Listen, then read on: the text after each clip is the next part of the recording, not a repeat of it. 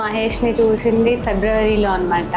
So అప్పుడు concentrate చేశాను అనమాట ఈయన పైన, ఎలా ఉంటాడు ఏంటి, his the one and only అని ఫిక్స్ అయిపోయాను నేను నా సైడ్ నుంచి. సో ఫ్యామిలీని పుష్ చేసి వీళ్ళ ఫ్యామిలీ వరకు వచ్చి మాట్లాడి అన్నీ చేసి మహేష్ని రీచ్ అవ్వడానికి సెప్టెంబర్ 28 వచ్చి అప్పుడు ఫస్ట్ హగ్ చేసుకున్నాక కంప్లీట్ అనిపించింది నాకు. ఇంకా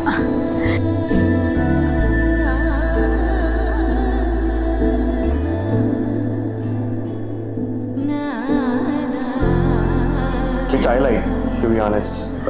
You know, అంటే నా దృష్టిలో కేరింగ్ అంటే నాకు ఎంత హెల్ప్ అవుతే అదే కేరింగ్ అనుకుంటా నేను.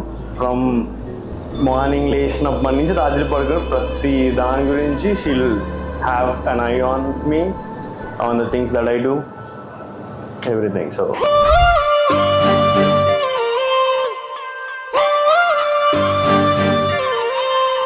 నన్ను గాజు బొమ్మలా చూసుకుంటాడు.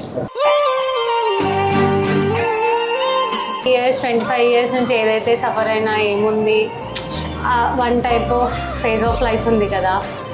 నా లైఫ్ ఇంతవరకు ఇంత హ్యాపీగా ఎప్పుడు లేదు. మహేష్ వచ్చిన తర్వాతనే నా లైఫ్ ఇలా ఉంది.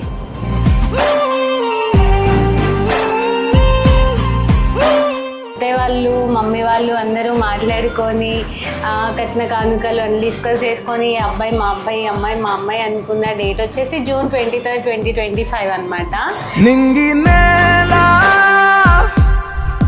నీలా నాలా కలిసాయే ఏకాంతం తప్ప నీతో నాతో ఏది తోడు రాలా, ఏంటి వేళ ఇది మాయే,